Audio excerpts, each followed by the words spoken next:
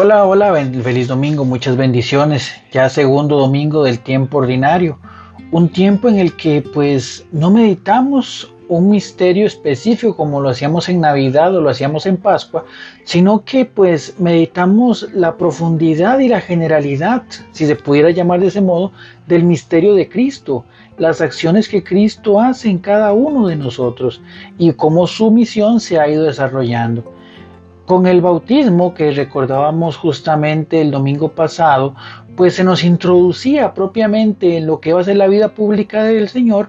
Hoy pues el Evangelio nos presenta ese primer signo, ese primer esa primera forma extraordinaria en la que Cristo presenta una nueva creación. Y de hecho vean qué interesante cómo lo presenta en una nueva creación, que si leemos del prólogo del Evangelio según San Juan en ese capítulo 1 y vamos en un cómputo de las diversas circunstancias que se van dando, por ejemplo el primer encuentro con justamente con Andrés, cuando encuentra a Pedro y después cuando encuentra a Bartolomé, este punto de esta boda es justamente en el séptimo día, recordando pues toda la creación, como lo veíamos en el Génesis, pero dándole un nuevo matiz, que es en una boda, ese momento donde se vincula esa alianza entre Dios y los hombres como un matrimonio, como un momento nupcial, donde Dios se convertirá en nuestro Dios y nosotros nos convertiremos en su pueblo para que de esa manera vivir juntos para siempre, y eso se centra en justamente el misterio de Cristo. Entonces, en ese séptimo día se da ese milagro en esa boda y dice que hay una situación, las bodas pues justamente en el tiempo de Jesús y las bodas judías en general son de mucha duración, duraban varios días y era un momento de mucha celebración, donde el vino era visto como un signo de alegría, el vino representaba la alegría de ese momento. Cuando se acaba el vino, se acaba la alegría y obviamente determina un momento de muchísima, pues en este caso, de muchísimo dolor o de muchísimo, e inclusive sin pensar aparte en el escarminio público que iba a darse a esa pareja que se le acaba el vino. María, que estaba ahí sirviendo, se da cuenta de eso y hace un comentario a su hijo Jesús porque él sabe que es el único que puede resolver esa situación. Cuando se dan dificultades y carencias en nuestra vida, cuando sentimos que nuestra vida pierde plenitud, que nuestra vida pierde la alegría, pero esa verdadera alegría nos toca volver la mirada a Cristo.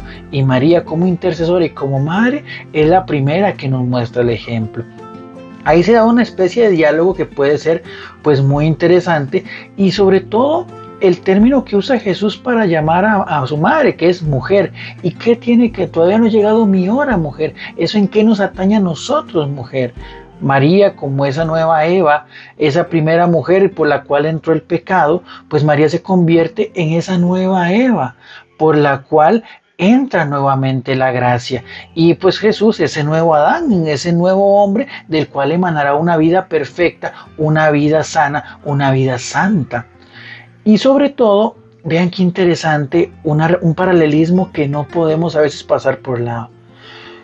¿Cómo entra el pecado, según el Génesis, en la vida del ser humano? Pues porque esa mujer, Eva, escucha a la serpiente que le dice, no, Dios les prohibió ese árbol porque, ¿cómo se llama? Porque si no serán como Él y vean que serán como dioses y todo lo demás. Ella escucha la voz de la voz de la desobediencia, de aquel que quería alejarlo de Dios. María, ¿qué es lo que hace? Vean qué interesante, le dice a los sirvientes de aquella boda, hagan lo que Él les diga, hagan lo que Jesús les diga. Es decir, que ya María, en esa nueva creación, que es el nuevo pueblo de Dios que se funda en Jesucristo, en esa iglesia, en la iglesia que Él va a fundar, el llamado ya es en escuchar en función de la obediencia, ya no escuchar para alejarse, sino escuchar para acercarse. Y bueno, Jesús, ya conocemos mucho ese relato, pide que se llenen 10 tinajas de barro que son para las purificaciones del pueblo de Israel. Es decir, eso eran tinajas que utilizaban para efectos y funciones de lo que era la antigua ley, el antiguo pueblo, la antigua alianza, lo que vemos en el Antiguo Testamento. Jesús pide que se llenen esas esas tinajas y bueno, pues después se da el vino al mayordomo y resulta que era un vino mejor. ¿Cómo entender este texto o este simbolismo? ¿Ok? Que Jesús no viene a derogar la antigua ley, no viene a pasarle por encima a los 10 mandamientos, sino que les viene a dar su contenido y su plenitud. Ya no nos salvamos por un cumplimiento vacío de una ley, sino que nos salvamos en función de la gracia recibida, que como decía también la segunda lectura de la carta a los Corintios, se manifiesta en ese espíritu que nos da dones para poder buscar la santificación del pueblo de Dios. Entonces, unidos a la voz de la obediencia, por la gracia de Dios se transforma esas carencias, esas necesidades, esas debilidades en un vino nuevo, en un vino de alegría que es mejor a el vino anterior, que no es que fuera malo, pero lo que viene es mejor. Por eso no podemos aferrarnos a prácticas que simplemente se convierten en un mero cumplimiento, sino con la confianza de ver la mano de Dios. Y es nuestra misión descubrir con una apertura de corazón que lo que hacemos tiene una gran gracia intrínseca. Cuando vamos a la Eucaristía es el mayor encuentro que podemos tener con Dios. Pero para entender eso tenemos que salir de un cumplimiento legal, de un cumplimiento de costumbre, a una apertura de dejarse hablar por Dios en cada uno de los regalos y dones que nos da. Entonces podemos encontrar en este relato cómo Dios transforma la historia, Dios le da una vuelta diferente a todo lo que vemos y Él construye las cosas nuevas, incluyendo aquellas que tal vez sentíamos que están completamente destruidas, porque Él es capaz de, pues en este aspecto, de restaurar lo que está quebrado. Entonces, ¿cuál es el llamado que podemos tener nosotros para este justamente segundo domingo del tiempo ordinario? En primer lugar, orar unos por otros, hacer la actitud de María, darnos cuenta que todos necesitamos de algo. Entonces, pedirle mucho al Señor por las necesidades de los demás. Segundo, escuchar el consejo de María, hacerle caso al Señor, que el Señor sea aquel que nos guíe, no como esa primera creación que se corrompió por la desobediencia, sino restaurarnos en la obediencia, en la escucha del Evangelio, que es justamente la voz de Cristo, que es el testimonio de Cristo.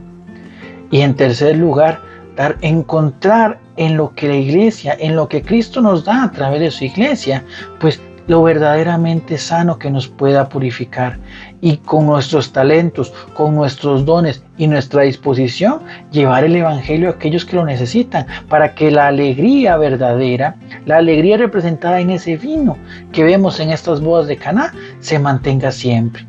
Pidámosle al Señor la gracia de verdaderamente mantenernos firmes en su palabra y de ese modo poder evangelizar a los demás y ser sal y luz del mundo. Bendiciones.